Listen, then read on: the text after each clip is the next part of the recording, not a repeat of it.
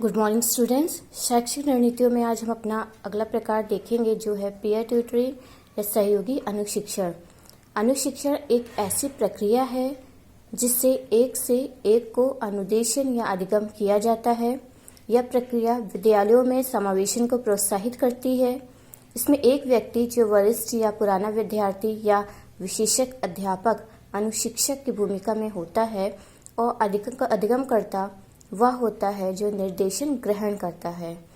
अनुशिक्षण बालक की विशिष्ट आवश्यकताओं की पूर्ति के लिए प्रयोग में लिया जाता है, जिसमें बालक की निदानात्मक एवं सहयोगात्मक निर्देशन दिया जाता है। समावेशी शिक्षा में सहयोगी अनुशिक्षण सर्वाधिक प्रभावशाली प्रकार है। जिस किसी प्रकार का भी सहयोगी अनुशिक्षण अपनाया जाता है, यह सप्ताह में 2 बार वर्तनी, हस्तलेखन, अंकगणित या फिर सामाजिक व्यवहार सिखाने के लिए प्रयोग में लिया जा सकता है।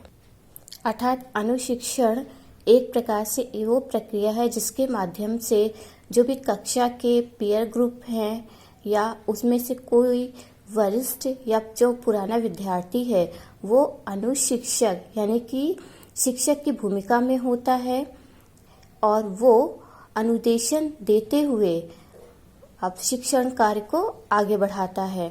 इसीलिए इसको सहयोगी अनुशिक्षण भी कहते हैं। मतलब सहयोग किसका होगा? पीयर ट्यूटरिंग का। मतलब पीयर ग्रुप्स में जब भी पुराना विद्यार्थी हो सकता है उस कक्षा का, या कोई विशेषज्ञ अध्यापक हो सकता है, या वरिष्ठ कोई भी विद्यार्थी हो सकता है जो अनुशिक्षक का यहाँ से तात्पर्य टीचर से है। अनुशिक्षण एक प्रक्रिया है। ये वर्ड आएंगे, इसमें क्लियर रखिए। अनुशिक्षण मतलब एक प्रोसेस, एक प्रक्रिया।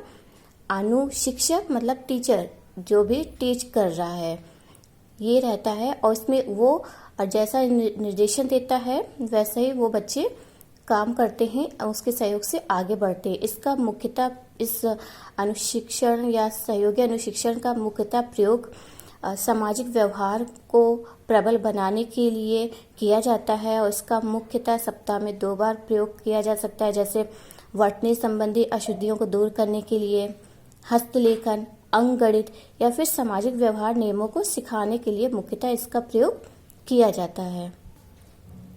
ऑब्जेक्टिव ऑफ पीयर ट्यूटरिंग, सहयोगी अनुशिक्षण के उद्देश्य। इसके मुख्य उद्देश्य को हम 2 भागों में बांट सकते हैं। पहला है ज्ञानात्मक क्षेत्र, कॉग्निटिव एरिया। दूसरा है सामाजिक क्षेत्र या सोशल एरिया। कॉग्निटिव क्षेत्र या ज्ञानात्मक क्षेत्र के अंतर्गत ज्ञानात्मक कौशलों का विकास करने के लिए जैसे वर्तनी, हस्तलेखन आदि, इनके प्रयोग के लिए ये मुख्यतः रणनीति प्रयोग में लाई जाती है। दूसरा है सामाजिक क्षेत्र, सामाजिक व्यवहार को, सामाजिक कौशल को सुधारने के लिए जैसे भाईचारा, सहयोग, परस्पर सम्मान आदि के लिए ये अनुशिक्षण प्रयोग में लाया जाता है। जो कि मुख्य रूप से सहयोग किस लिए? क्योंकि वो पीयर ट्यूटरिंग होता है, मतलब आपस में ही अब वो विद्यार्थी एक शिक्षक की भूमिका में रहता है, जिससे वो उनमें कोऑपरेशन की भावना, सोशल स्किल्स का डेवलपमेंट होता है। इसका प्रोसेस अगर हम देखेंगे, प्रोसेस ऑफ ट्यूटरिंग या अनुशिक्षण की प्रक्रिया, तो ये मुख्यतः 3 रूपों में दिखलाई पड़ती है। पहला है देखकर करने की प्रक्रिया, प्रोसेस ऑफ ऑब्जर्वेशन। सेकंड परीक्षण शिक्षण, परीक्षण प्रक्रिया, test teaching, test process. Last युग्म अनुदेशन प्रक्रिया, पेयर इंस्ट्रक्शन प्रोसेस। पहला हम देखें देखकर करने की प्रक्रिया या प्रोसेस ऑफ ऑब्जर्वेशन।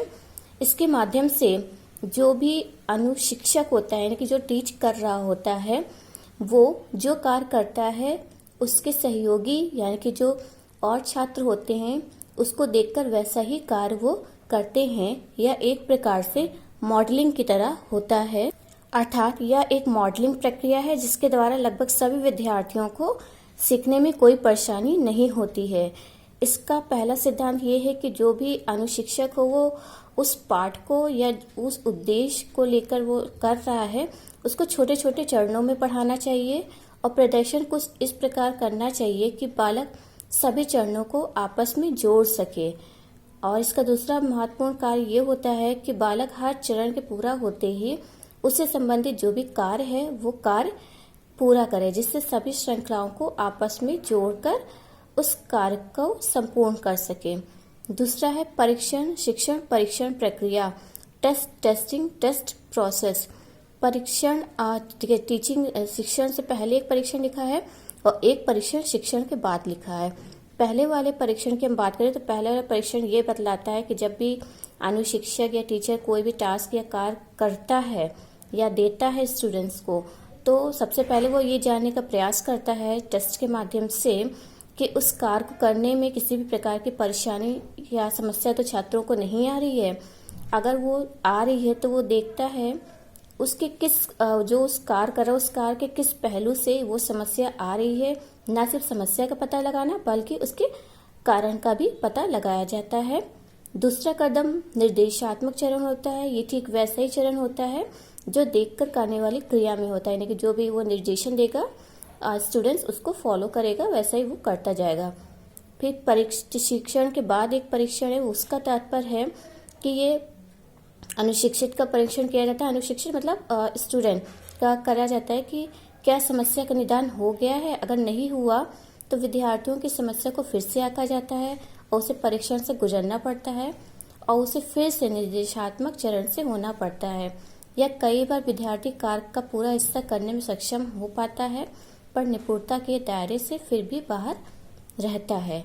इस तरह से ये प्रक्रिया बढ़ती है। लास्ट है पेयर इंस्ट्रक्शन प्रोसेस या युग्म अनुदेशन प्रक्रिया। युग्म अनुदेशन प्रक्रिया वो प्रक्रिया है जिसमें अनुशिक्षक या टीचर सर्वप्रथम दिए गए कार्य को करता है, फिर अनुशिक्षित यानी कि स्टूडेंट उस कार्य को करता है और इसके बाद अनुशिक्षक तीसरे कार्य को करता है। फिर यही सिलसिला आगे बढ़ता जाता है। जैसे कि कोई उदाहरण के लिए कोई मौखिक अभ्यास किया जा रहा है जिसमें सर्वप्रथम टीचर ने एक पैरा पढ़ा, इसके तदुपरांत विद्यार्थी ने दूसरा पैरा पढ़ा, इसके बाद फिर अनुशिक्षक एक पैरा पढ़ेगा, फिर उसके बाद नेक्स्ट विद्यार्थी पढ़ेगा। सेम वैसे ही ये फॉलो होता जाता है जब तक वो पूरा पार्ट कंप्लीट ना हो जाए, पूर्ण ना हो जाए।